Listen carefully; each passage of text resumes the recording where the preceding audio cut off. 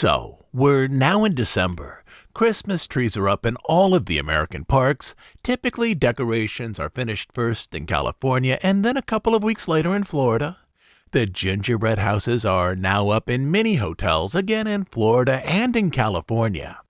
At Epcot, there's a brand new gingerbread version of Spaceship Earth with lights recently opened in Communicore Hall. This version of Spaceship Earth is made from dark gingerbread, with lines of lights around the panels. It's another instance of the resort imitating the resort using gingerbread. And just one building over from that in Epcot, inside of the Land Pavilion, lights are up in Living with the Land. These light displays started showing up in 2019, and each year since, the display has expanded. Cruise started 5 years ago with the usual off-the-shelf light strings, but now there's some unique small displays and ornaments that have been made by WDI. Unlike other areas at the Florida resort, where a dedicated decorations team puts up lights and displays first in one hotel, then another park, then another hotel, the lights here on Living with the Land are mostly put up by people who work there, often the science teams, and also by those who work next door at the Seas Pavilion. They come over to help as well. Essentially, many on the science team get into the spirit by working on these displays. It takes weeks for these lights to be laid out, wrapped around trees, nestled into the sand, and so on. Most visitors to the greenhouses in October, as they ride through on boats, don't realize that the lights are there, as they haven't yet been turned on. But then, typically in mid-November, often a few days before Thanksgiving, they come on. It's become one of my favorite displays at the resort. And as of this year, I would say, with even more lights there, it's starting to look a little like the old Osborne lights that years ago were at the studios. It's very much worth checking out, but make sure to go after 6 o'clock when it's dark. The lights are on all day for guests on the ride, but they're far more lovely once it's night. In terms of news-related announcements, December is usually a slow time at the resorts. It's cold, the parks are empty for the first 2 weeks of December, and then they fill up like crazy. People put on sweatshirts and jackets. At night, temperatures have been dipping down into the low 40s in Florida, cold enough so that Blizzard Beach has been closed multiple days so far this month due to weather. But this year, things continue to move along in their own unique way. What is usually a slow month for Disney-related news has actually turned out to be a month with a lot of news, really a lot. And we're only 1 week in, so it's going to be an interesting month. But before we kick into those stories, I first need to give a shout out to all of our Bandcamp subscribers because they're the people who keep this whole enterprise going. And today, I'd especially like to thank some new subscribers, including Nathan, Bob, Bronson, the Fluffy Red, Michael, and Megan. Thanks to each of you and to all of our Bandcamp subscribers for supporting all the things we do here and for making sure that this podcast can keep going. And now let's take a look at all the Disney-related stories that have been swirling around in the news this past week.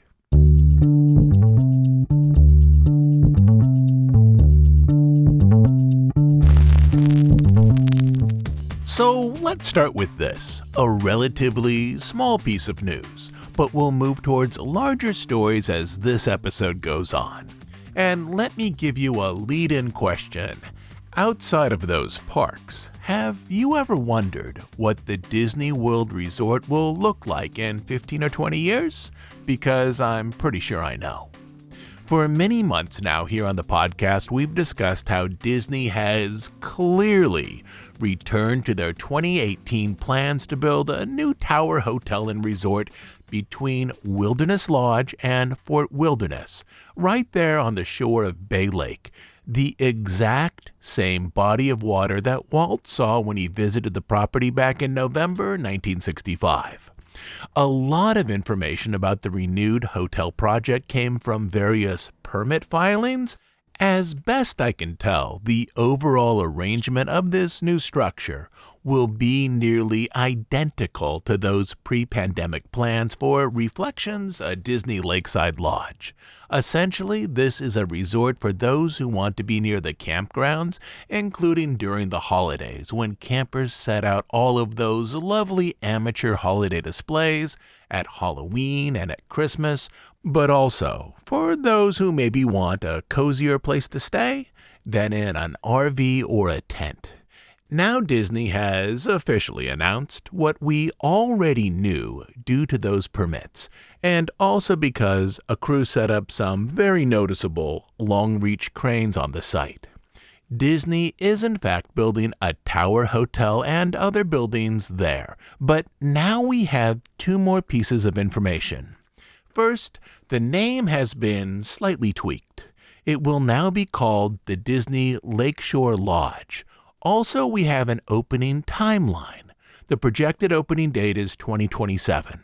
And this very much matches what we've been discussing here on the podcast.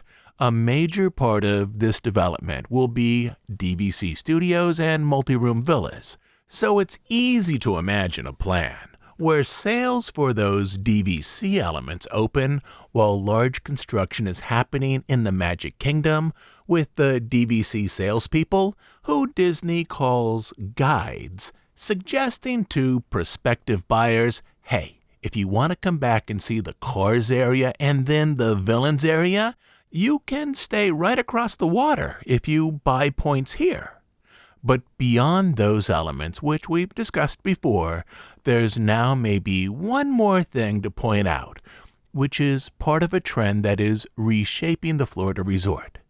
The Lakeside Lodge will be the fifth resort or hotel tower that Disney has built in the last 15 years.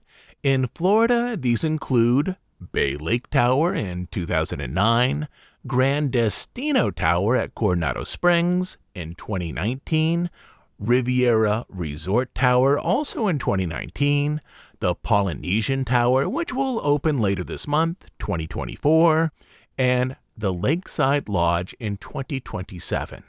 And if you want to add in the relatively new Disneyland Villas Tower in California, which opened in 2023 for a sixth tower, you can do that too. Together, these elements represent a shift in how Disney is arranging resort accommodations. With the exception of the contemporary, early Disney World resort areas generally favored smaller buildings, maybe 3 to 6 stories tall with lots of green space. The original Polynesian, Caribbean Beach, Grand Flow, Saratoga Springs, Old Key West, and so on. In the 1990s, Disney World moved toward lodges such as Jumbo House and Kidani and the Wilderness Lodge that were each slightly higher than previous structures and often centered around a large lobby area. For example, the structures at Animal Kingdom Lodge are 5 and 6 stories tall each. But in more recent years, Disney has favored tall, relatively slender towers, typically between 10 and 15 stories tall. There's some minor exceptions to this, such as those relatively new buildings at the Grand Floridian, which opened in 2013, which were created to more or less match the height and look of existing buildings that were built there in the late 1980s. But towers clearly are the future Disney trend. One of the things that Disney has learned in recent decades is that it is far, far cheaper to maintain and staff one tall centralized structure or connected complex with minimal green space like the Riviera than it is to maintain a large, sprawling resort with shorter buildings like Caribbean Beach.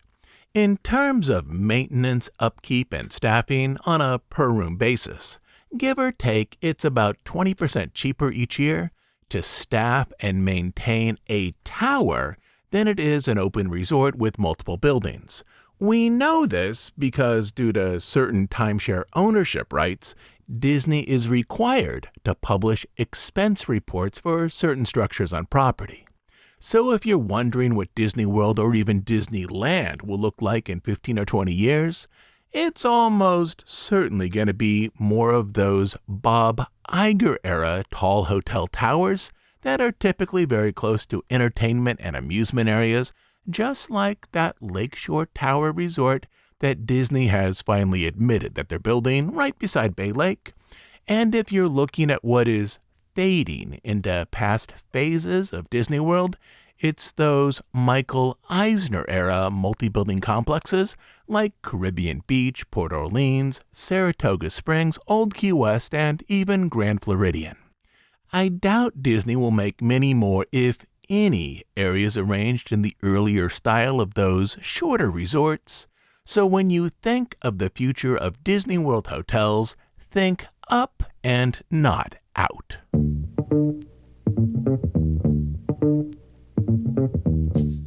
Sometimes companies send mixed messages. The quarterly earnings call is typically an optimistic space in which company executives try to put forecasts in a positive light. And that's exactly what happened rather predictably this last month. On the November 14th Disney earnings call, an analyst from UBS asked about how Disney executives saw Epic Universe as it related to their own future business.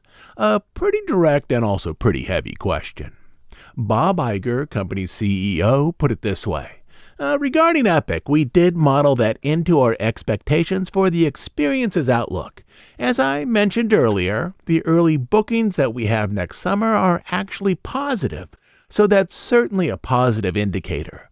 We also looked at the history of other attractions opening up and other parks opening up in Florida, and it's generally been beneficial to us.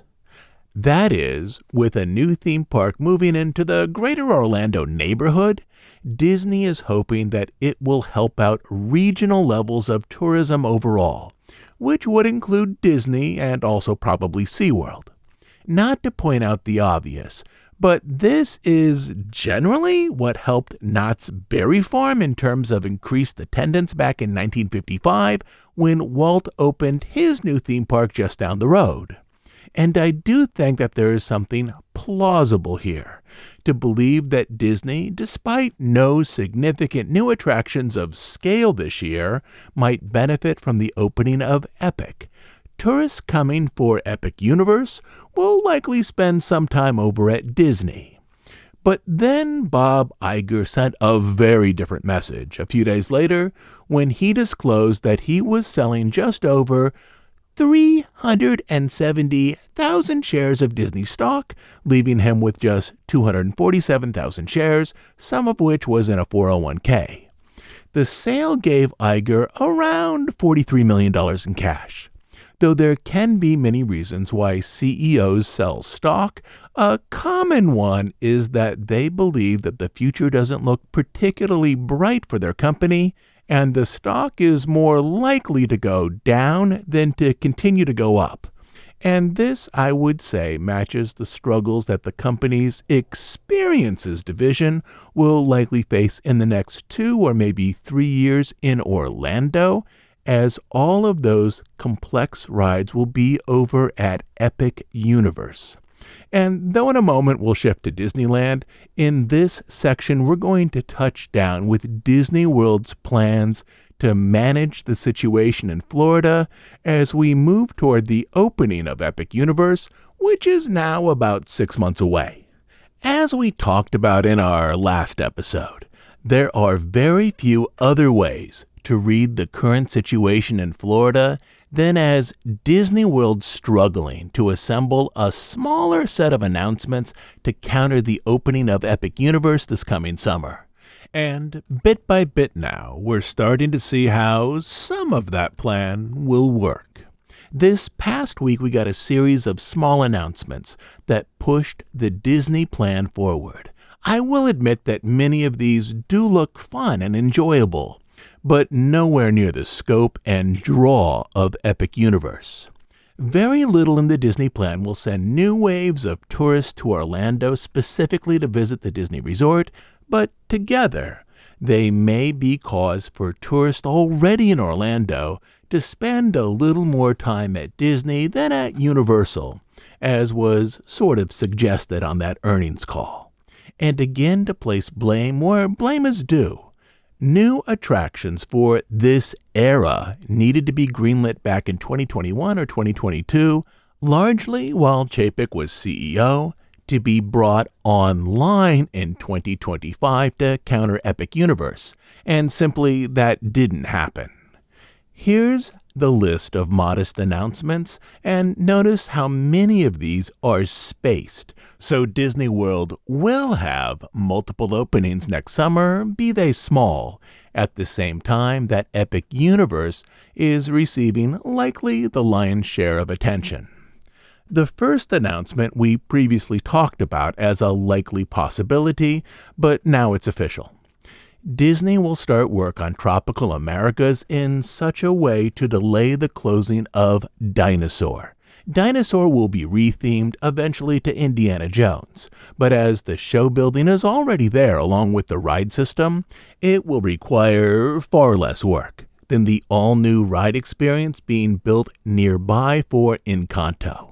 The Disney Parks blog indicated that Dinosaur will be open for all of 2025, but more to the point, the Disney Parks blog indicated that Disney would begin to present 2025 as a type of farewell tour or farewell season for the attraction, thereby enticing guests back to the park to experience it one last time.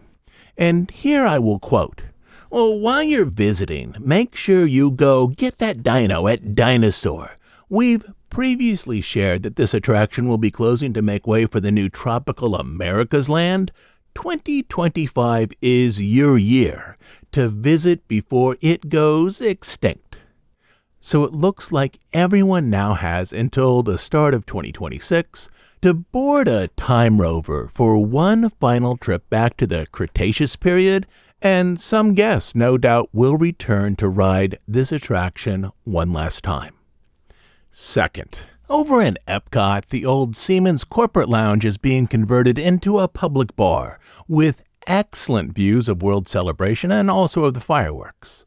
The wide front windows of this lounge, which is located at the back of Spaceship Earth, are directly above the Dreamer's Point statue of Walt. If you want to know where this lounge is, just look at the Dreamer's Point statue of Walt and then let your eyes lift up just a little bit and you'll see the windows there. Essentially, Disney is finally embracing that the corporate world has changed since Epcot opened. Back in 1982, large American corporations had long-standing R&D departments that benefited from exhibition space to showcase their products that would soon come to market. Simply, these large R&D departments, once a centerpiece of American corporations, are simply not how they work anymore. Let me put it this way. Epcot was built for the type of corporations that existed in the mid-20th century. Corporations that would have R&D departments that would produce new inventions that would need a place to be promoted. But corporations, for the most part, don't really work like that anymore. That is, a lot of invention is no longer done in-house. Invention is more likely to come from individual inventors or from startups. If those inventors are successful, corporations often buy their small company, which is often the goal of a startup. Risk is absorbed by a small company who is handsomely paid if their product becomes popular. So the large R&D world of early Epcot sponsors such as Bell Systems, Siemens, Kodak, and United Technologies is mostly, though not fully, a thing of the past. I believe that Chevy, or its parent company GM, is the only remaining large corporate sponsor of the old Future World pavilions. GM or Chevy still has a corporate space, whose entrance is just to the right of the entrance of Test Track, with the lounge on a second story and with wide windows offering a panoramic view of Spaceship Earth. But due to changes in American corporate structures, Epcot now has a handful of corporate lounges that can be repurposed for other uses, such as public pubs or bars. I've been up to the old Seaman's Lounge in Spaceship Earth a number of times. The space is somewhat small, or as Disney says, intimate. If there are advanced reservations for the Spaceship Earth Lounge once it opens, I would expect these to fill up really fast, particularly for times around the fireworks. The lounge will open in the first half of 2025.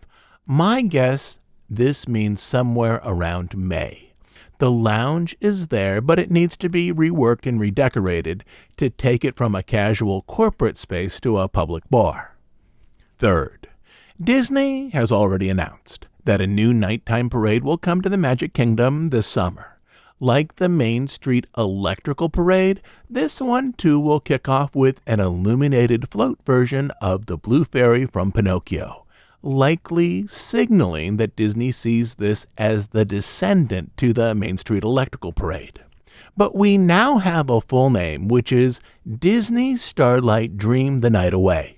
In the logo, both Disney and Starlight are in large fonts, while Dream the Night Away is in a much smaller font.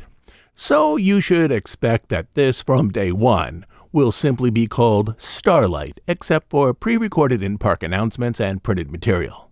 At least within the large and small font pattern, it feels like Disney is finally starting to back away from longer and more complex names by highlighting just the part that people will likely say aloud. So take that. For the first time in forever, a Frozen sing-along celebration. Your overly long-winded verbiage days may now be numbered.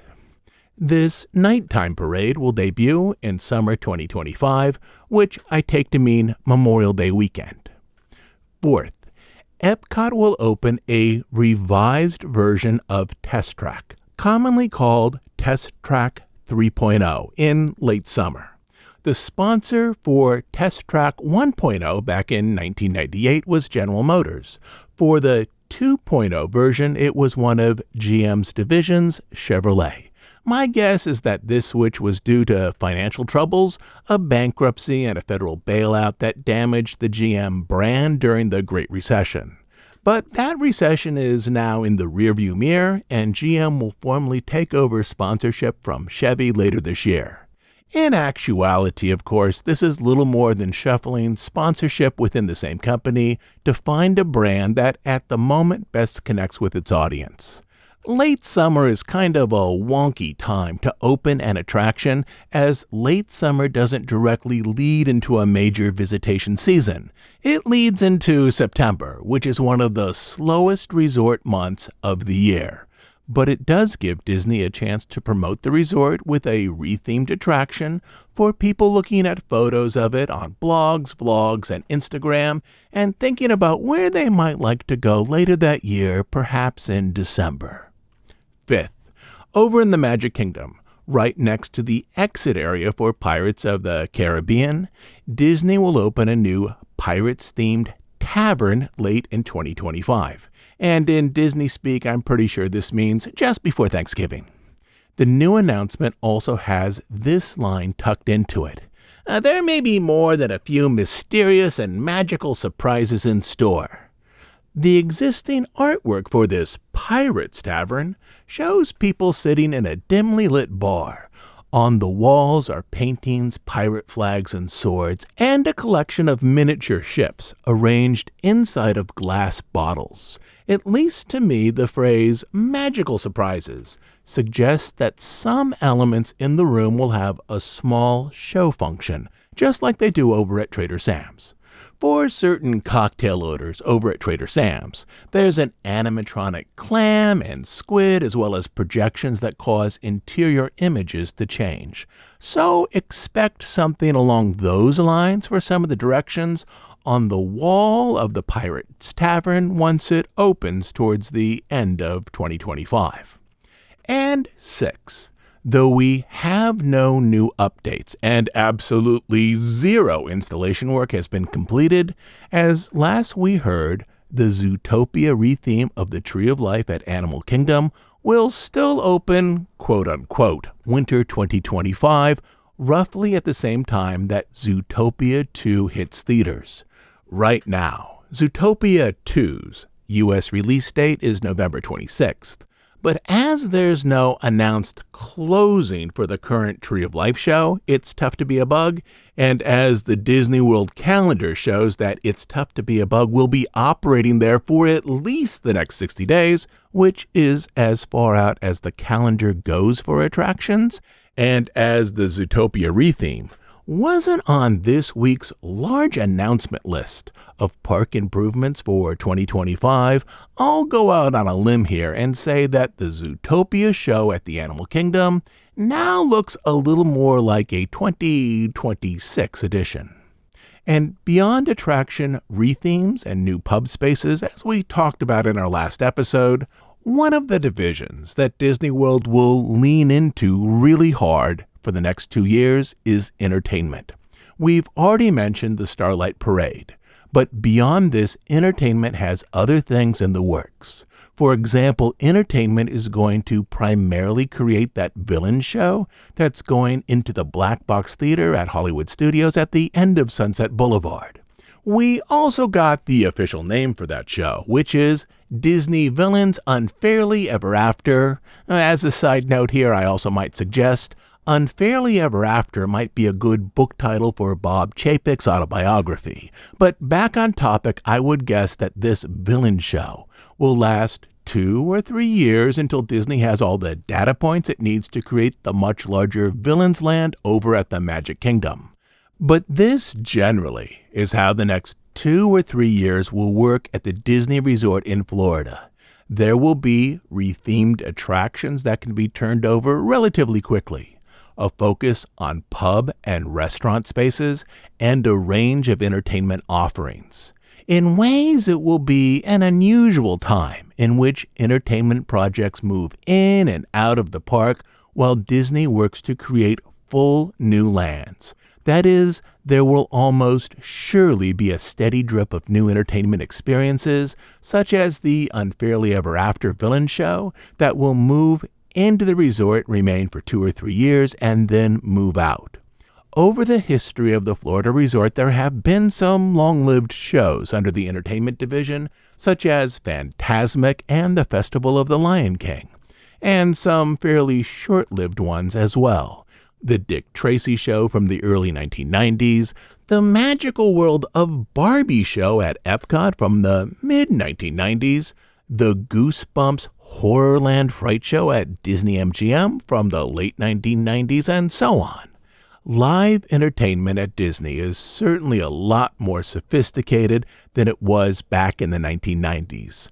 But this is one lever that Disney is pushing on right now. A number of unique experiences coming into the parks in the next 2 or 3 years, experiences like Unfairly Ever After that will also fade from the spotlight once new attractions and new lands open up, such as the Tropical Americas edition at Animal Kingdom, the Monsters Land at Hollywood Studios, and the Cars area at Magic Kingdom. So right now, in pockets of deep park fandom, people occasionally say things like, remember that time back around 2005 that the Power Rangers had a small show and meet and greet over at the studios? Well, 20 years from now, I think people are going to look back to the mid-2020s as a period in which there was a lot of reliance on and experimentation with entertainment in the parks, with unique shows that will one day define a very specific period in Disney history, pretty much the aftermath of those years where Chapek ran the company, and that's generally where I think we're headed, at least out in Florida.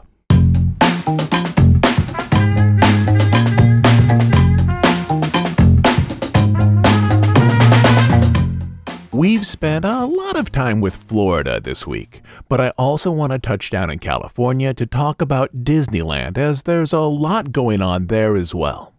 While writing this week's podcast and looking at the announcements for Florida, I kept wondering where were the similar announcements for California. By this point, It's December after all.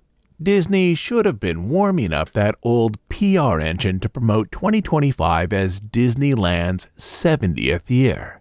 This seemed particularly important as Disneyland was closed during COVID for its 65th anniversary, and by that I mean the park was fully closed, not just closed for limited capacity.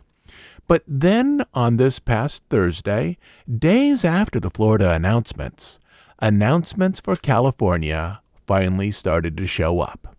According to Brady McDonald, a journalist over at the Orange County Register, Disney has now submitted preliminary plans to expand Avengers Campus with that Infinity Defense e-ticket dark ride and also the Stark Flight Lab, which appears mostly as an interesting demonstration area for the ride technology that was originally planned for the King Thanos thrill ride, which has now been scrubbed. We did talk about that technology on a previous episode about the future of the Disneyland Resort a couple of months back. The request submitted by Disney is not so much for permits for the rides or for the expansion of the Avengers campus, but rather for trailers, gravel areas, temporary parking lots, and so on, which often precede permits for actual construction. Essentially, this is for infrastructure that will allow for construction to begin probably next year. Work here is still expected to begin in 2025. And in support of this, the red trolley car at DCA will close for good on February 8, 2025. Some of its track, as well as the storage barn for the vehicle backstage, will need to be removed to make room for the Avengers Campus expansion. So the closure here is a good sign, indicating that the backstage storage area may be demoed in February or maybe even March. But outside of this one permit request, which basically is for backstage support areas and the announcement of the closure of the trolley, no other permit requests appear to have been filed, such as for that Avatar Land, the Coco Boat Ride, and so on. Let me point out a couple more things. First, even after the trolley line closes, a trolley car will be parked on Buena Vista Street, both to dress the area with an era-specific vehicle and also as a photo location. And second, the removal of the trolleys also means the removal of the overhead wires that powered the trolley. Once these wires are down, it's possible then for Disney to reconsider its parade route and possibly include taller floats, much like they do over at Disneyland. Beyond those early plans submitted for the expansion of Avengers Campus, at least as this week started out, I was specifically wondering about that new Walt Disney Animatronic that, at least back in August, was announced for Disneyland's 70th birthday season. After the announcement at D23, one of Walt's granddaughters, Joanna Miller, strongly came out against it. She reiterated her stance against it in a November 27th Facebook post, where her note began, "I would appreciate support to convince the company to abandon the robot of Grandpa. Please, if you feel the same, perhaps write letters." Joanna also pointed out what she believed were Walt's wishes on the matter. Most importantly, she added, "I learned that Grandpa told Sam McKim that he never wanted to be an animatronic." Sam McKim was one of Walt's core Imagineers. We've talked about these concerns at length again back on an episode in September, specifically how one of Roy's grandkids appeared publicly in favor of the animatronic and how one of Walt's granddaughters, Joanna, came out against it, which created an optics nightmare for Disney, even though 4 decades ago the Disney company had purchased the rights to the likeness of Walt from the family. From a legal standpoint then, Disney absolutely had the right to produce this new show, but from a moral and optics standpoint, it was a lot more muddy. What Disney needed specifically to clean up the PR issues was support from Walt's grandkids, not just one of Roy's. And then on Thursday, December 5th, which is Walt's birthday, Disney finally announced its plans to open the Walt Disney Show on May 16th, which would also begin the 70th anniversary of the resort. When this was announced, I was expecting more information to contextualize this with family concerns. And at least on December 5th, that didn't show up. The following day, though, in the Orange County Register, Brady McDonald published an article that gestured towards support from other grandkids. And I would lay money that the original plan here was to have the publicity announcement from Disney on the same day as the vetted article from a journalist over at the Register, with the article providing cover for the Disney announcements, but these things happened one day apart. In the article, 2 of Walt's grandkids offered some level of support for the new animatronic show featuring Walt, but again here it's a little tricky. First of all, let me give you a who's who in all this. On Diane's side, there are 7 children, 3 of whom have now weighed in. The key thing here is that these are the 3 oldest, born between 1954 and 1957, who all have firm memories of Walt as they spent many years with him. There's Joanna, who's against the Walt show. She was born in 1956, 10 years before Walt's death. Then there's Chris and Tamara, born respectively in 1954 and 1957, again many years before Walt's death, who have offered some support for it. Both Chris and Tamara are involved with the family foundation which oversees the Walt Disney Family Museum. And here's where things get a little convoluted. The article explains that Chris and Tamara saw the Walt animatronic in July 2023 while it was being created.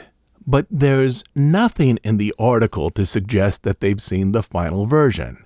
In fact, one quote suggests they haven't seen it in over a year, and they released their support via the Family Museum rather than as individuals. Chris's statement specifically references that July 2023 trip to Glendale. Their work to that point, he said, was stellar, and they were very eager to be as accurate as possible in creating this. We came away confident that this is the right group to take on this important project.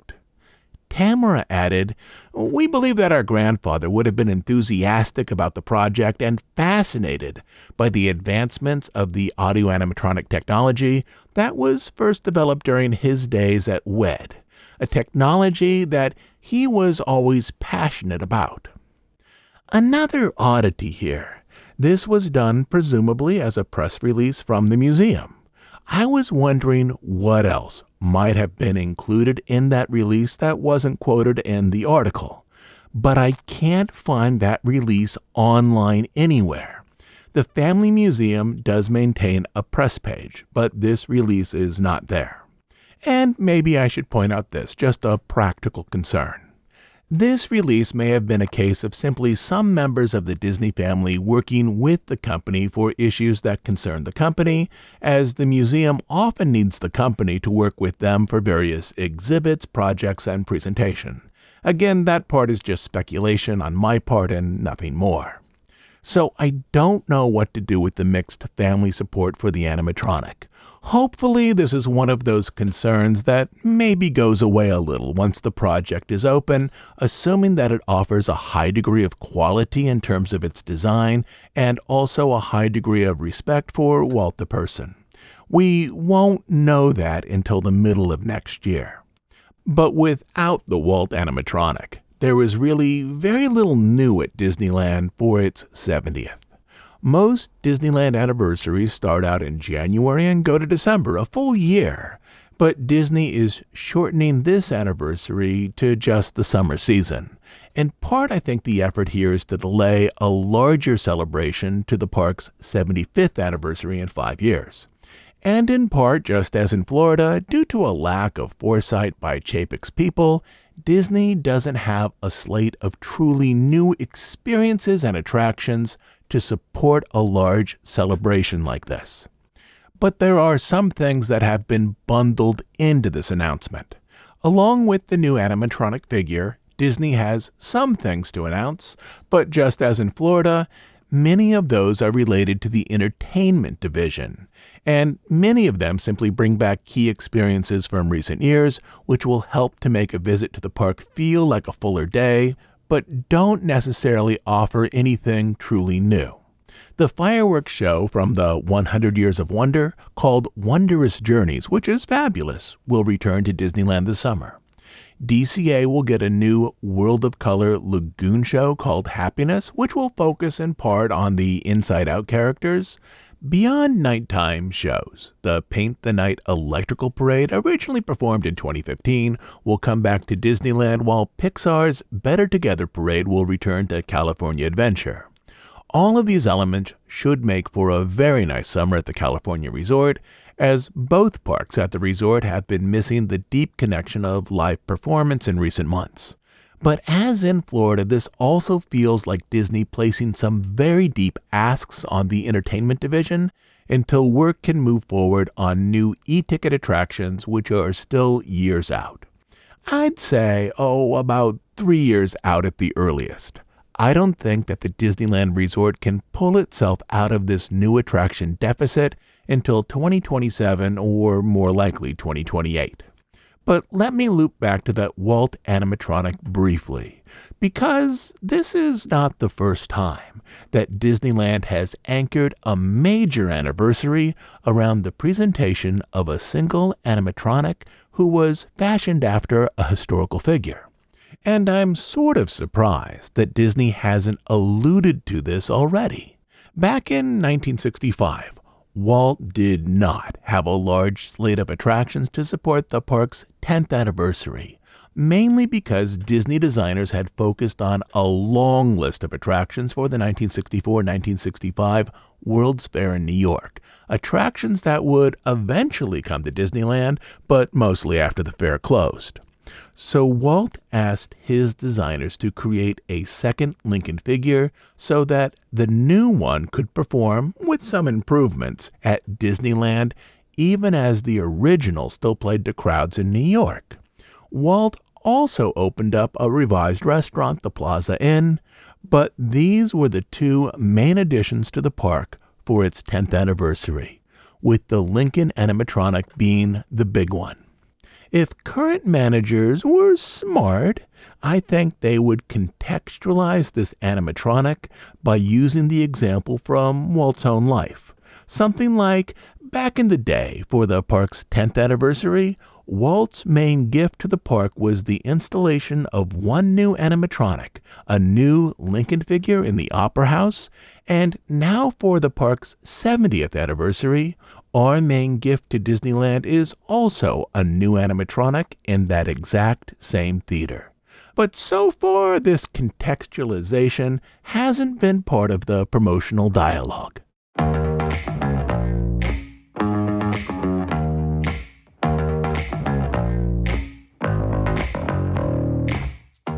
Now let's move on to experiences that have recently opened or have partially opened out at Disneyland.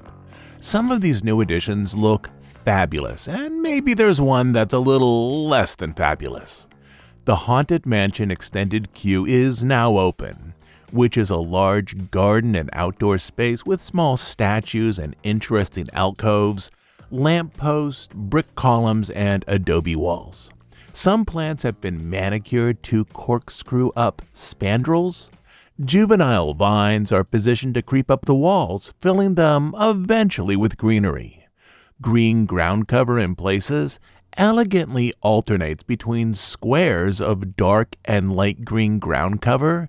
There are bat statues, owl statues, orange and black orbs. This area is lovely and blends well with the mansion. There's a section of the queue with an opaque glass cover arched above fluted columns that looks like a 19th century street cover over in France, a covered area with the line moving beneath it.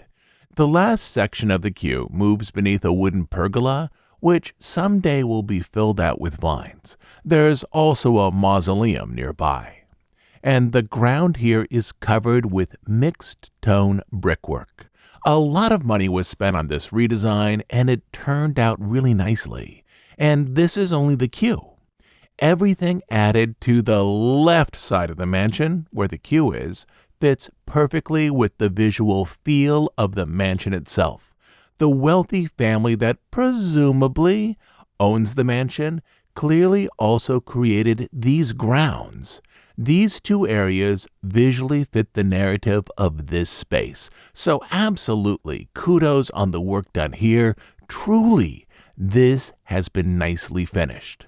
But there's more over on the right side of the mansion. The new carriage house gift shop on the right side of the mansion, however, is noticeably less lovely. In fact, I think the correct Disney film title to compare these two areas might be Beauty and the Beast. To be fair, the carriage house gift shop is not yet open, but the building is now complete and as of last Thursday, also has its sign up announcing the shop name, which is Madame Leota's Somewhere Beyond. I've been over there recently, right around Thanksgiving, and the new carriage house, which is where the Madame Leota gift shop will go, is large. The building probably should have been sunk down into the ground a little to make it less noticeable and to better fit the scale of the area. Some other Disneyland buildings are sunk into the ground to reduce their height, and this likely should have happened here. The building is positioned right next to the mansion's ride exit, basically in that space that used to separate the mansion from Tiana's Bayou Adventure. Probably the best thing I can say about this building is that it does look better now that it's finished than it did earlier this fall as skeletal steel. It also creates a strong visual barrier between the mansion's ground and the salt mines of Tiana's Bayou Adventure next door, screening off one attraction area from the next.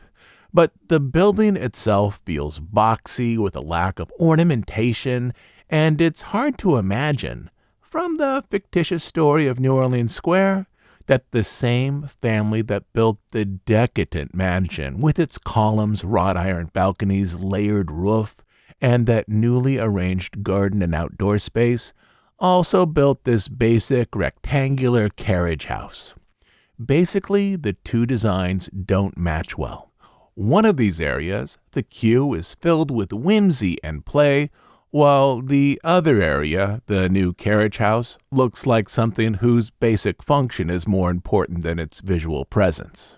Or let me approach this from another angle. One of the charms of Disneyland is that most of its structures are variable scale, typically a little smaller than those in the real world, which makes people entering the park feel larger and more important. I know there's a popular myth out there that the structures at Disneyland are all 80% of scale. This is half true, or something thereabouts. On Main Street, a typical first story might be around 80% of full scale, with some lowered windows and some slightly smaller doorways. But the second story might be arranged at 70%. If there is a third story on that Main Street building, it will be even smaller. Usually, for people visiting who haven't yet become familiar with the park, this creates a small but pleasurable sense of disorientation, where one's mind needs to keep checking the world around them against the more familiar architectural reference points a person carries as memories. In contrast, the Magic Kingdom at Disney World tends to use full-sized real-world buildings, which is particularly noticeable on Main Street. This in part has to do with a desire to manage larger crowds in Florida. But there's an underlying design difference.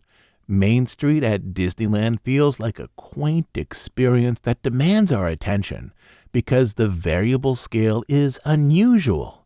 Something feels different, even magical here. The space is both familiar and unfamiliar. And this attention to the size of buildings continues beyond Main Street and into other areas of the park.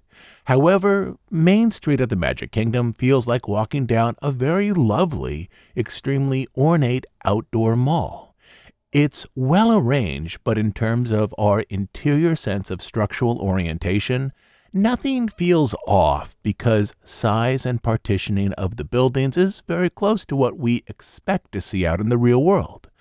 Now let's take some of these ideas back to that new structure next to the Haunted Mansion. The new Madame Leota carriage house feels like a full-sized Magic Kingdom building that has been dropped down inside of Disneyland's quaint arrangement of smaller, mixed-scale structures.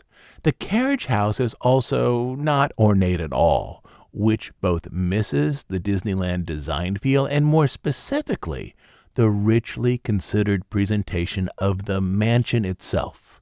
And I do hate to admit this, but with its smooth walls and basic colors and what at least appears to be some type of ranch house asphalt shingles on the roof, the carriage reminds me of a modern prefabricated structure, not something from centuries past in Louisiana, but like a present-day prefab horse barn. It also lacks the design whimsy and play of most structures in Disneyland. Without doubt, one group of designers worked up plans, with obviously a very large budget, for that new queue on the left-hand side of the mansion, and a different group of designers with clearly a much smaller budget worked up plans for the carriage house on the right side of the building. For me, the most troubling aspect of this is that the carriage house is out front, in part of the walkway. And here's what that means. People walking by will have a very good view of this less interesting building, while the true gem, the mansion itself, is now in the background and from certain spots along the walkway, partially concealed by the quickly constructed building out front. I'm hoping that when the shop opens, some displays inside will compensate for the lack of detail outside. When a similar shop out at Disney World opened, right next to the Florida version of the mansion, a shop called Memento Mori, it originally had a number of visual and auditory effects that mixed show and retail space, making the shop an interesting place to spend time beyond looking at its merchandise. That would go a long way to helping here, but sadly, I'd say the low-budget exterior doesn't suggest high-budget show elements will go inside, but as always, we'll see. The shop doesn't have an official opening date, but the mansion will close on January 6th, so crews can remove the Nightmare Before Christmas overlay, and 12 days later, open again as the traditional Haunted Mansion. If I had to take an off-the-cuff guess here, I would say that those 12 days of closure look like a really good stretch of time, with no guests coming in and out of the mansion's exit to finalize the new Leota shop, so maybe this shop will open with the regular mansion on January 18th, but again, that's just a guess. To close up this section, let's talk briefly about Disneyland's version of Tiana's Bayou Adventure, which has been open now for a few weeks. I will put this up front. I like this version a lot. I was out there for opening weekend when everyone showed up with rain ponchos, as West Coasters all know that this version of the ride is always wet. Many people even had Disneyland shopping bags covering their sneakers tied tightly around the ankles. So yes, the Disneyland version is still far wetter than the Disney World version, with many logs coming back to the unload area with an inch or two of water puddled at the bottom. We've talked about this on previous episodes, but Splash Mountain at Disneyland was WDI's first log flume ride. It was partially developed by WDI and partially by outside vendors, and it was a learning experience, producing a ride that needed to be reworked, including having the flume partially redone before it could initially open back in 1989. By the time WDI developed Splash Mountain in Florida, they had a much better idea as to how to develop and manage a flume experience.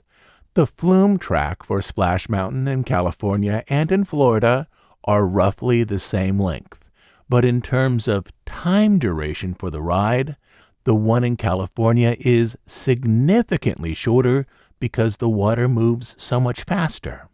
The logs in California are also significantly less wide, which lets them pivot and swivel more, whereas the Florida logs, due to their design, have more stability. Disneyland logs fit one person per row. Disney World fits two people per row.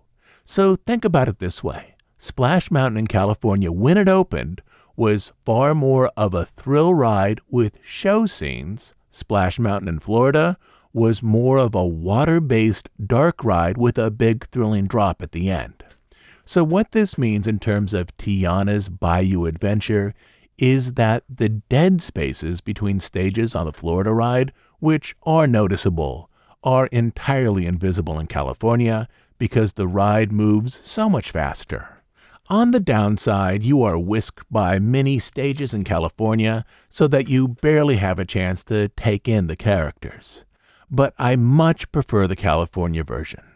I'm guessing that California Imagineers largely developed the new attraction for the Disneyland ride layout, and then those same show elements, and they are mostly the same elements, were shoehorned into the Florida attraction, even though that attraction had different pacing patterns. In California, the focus of the experience remains on the speed, creating more focused thrills with show stages adding thematic depth to the experience. It's only the last show area in California, with Tiana singing in front of the riverboat, where the ride takes on more of a dark ride feel, where that dark ride experience is far more the center point of the Florida attraction.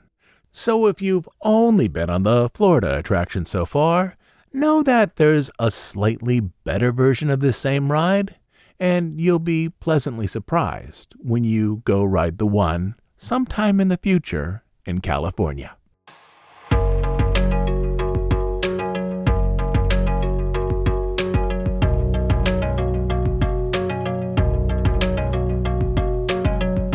So before we close up today, I have one more story related to Florida.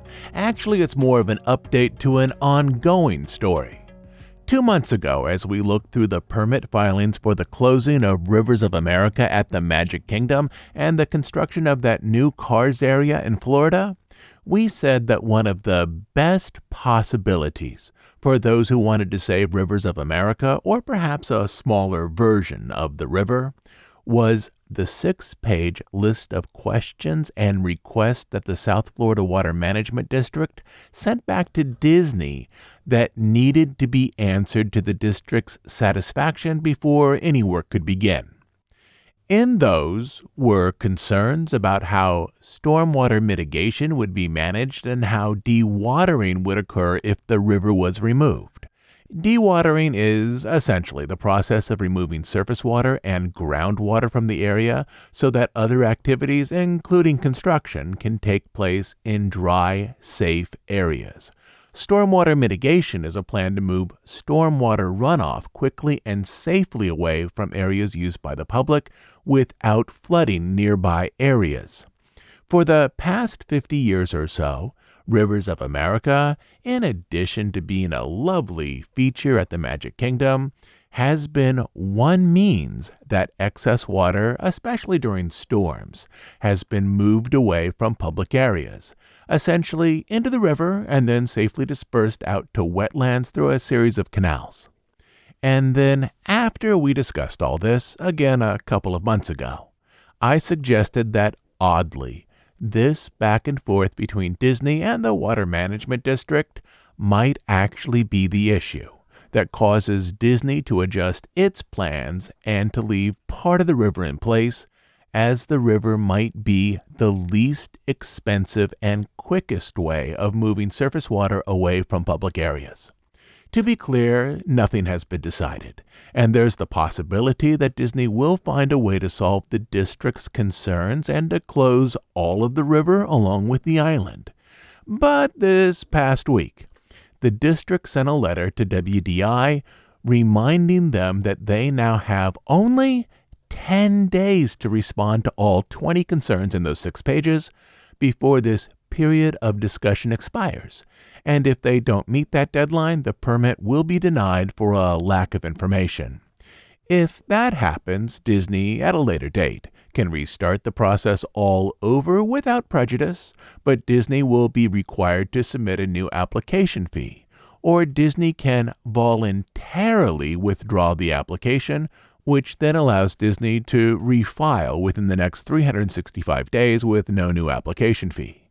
Shortly after receiving the notice, the Central Florida Tourism Oversight District, who almost surely reviewed the original application and participated in its submission, requested a 60-day extension on Disney's behalf to extend that initial deadline. To say the least, it's a little bit unusual that the process for a Disney project has reached this point, arriving at a permit deadline without a revised plan that would hopefully satisfy all requests. To me, this suggests that WDI does not have a fully arranged fix for the 20 concerns raised by the Water Management District. And to be clear, this is not the result of some lingering political dispute between Disney and the state of Florida. Disney also filed a similar application for the Tropical Americas expansion. For that expansion, the district only returned 2 requests, not 20, for minor clarifications and adjustments, both of which I'm guessing could be turned in within a week. The list of 20 requests for the Rivers of America project is far more substantial and represents concerns about how water will be managed, including during hurricane season in an area that used to be swampland. And if part of the old river is retained, I'm guessing that this won't be due to fan interest in the current layout of Frontierland, but rather that some form of the river, though likely a much smaller version of the river, will be the most economic and practical way to satisfy the concerns of the Water District. And let me add in here one more thing. I am aware that there are some issues with how the initial track course was laid out for the off-road cars ride, specifically in terms of speed of the cars, the banking and lift of the track, that likely need to be addressed as well. So even without the water management issues, there's a good chance that some early ideas about how this track was to be laid out will need to be adjusted to better match how the trackless vehicles work in these situations. And as multiple elements are already in a state of flux, it might just be easier for Disney to adjust some of its plans for the river. But that, I should also point out, is simply speculation on my part. It's possible the river could close entirely, but there are no finalized plans yet for how this will all work. I'm also getting the sense here that the timeline for this is already starting to creep back. In the big list of announcements for 2025 closures and openings, there was no mention of a closure of Rivers of America and Tom Sawyer Island, as there was for Dinosaur. True, there was also no mention of the closure of It's Tough to Be a Bug, but let's say that the bug attraction long ago stopped being a key feature at Animal Kingdom.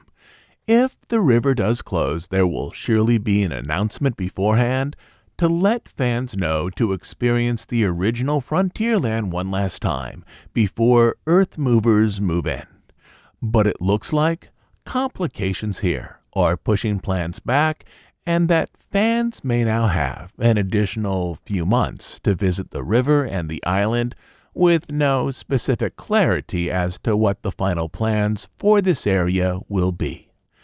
Big Thunder is still set to close on January 6th for a year-long refurbishment with an opening date in 2026. Ideally, the closure of Big Thunder would have coincided with work on Rivers of America, thereby only closing this section of the park once. It seems that plan is now off the table.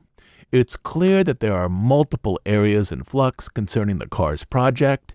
If I had to take a guess, I would speculate that the current version of Rivers of America, based on some of this regulatory back and forth, is now safe until the end of summer, maybe even into 2026.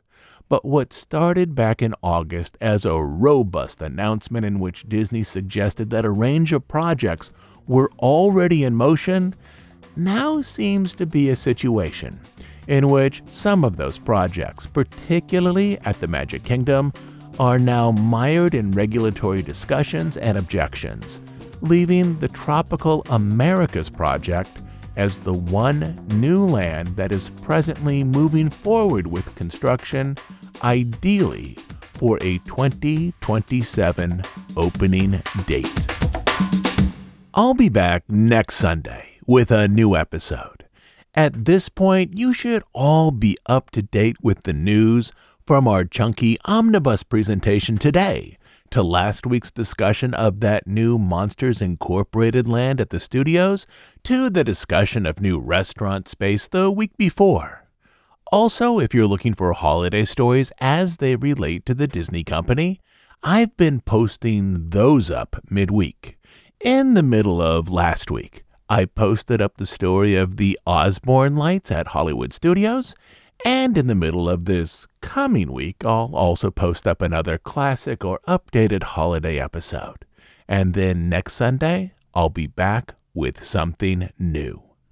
Lastly, as you know, we're an ad-free, listener-supported podcast. We do just two things: deep dives on stories related to the history of the Disney studio and the parks, and news and analysis of current events as they relate to the Disney company.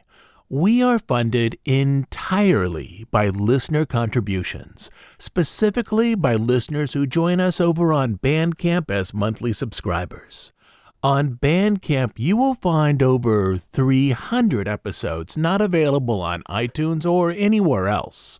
But the best reason to join us there is to support the work we do here and to make sure that this podcast continues to exist. You can support us by becoming a monthly subscriber at dhipodcast.bandcamp.com. I'll also leave a link down in our show notes. So, until next Sunday, this is Todd James Pierce.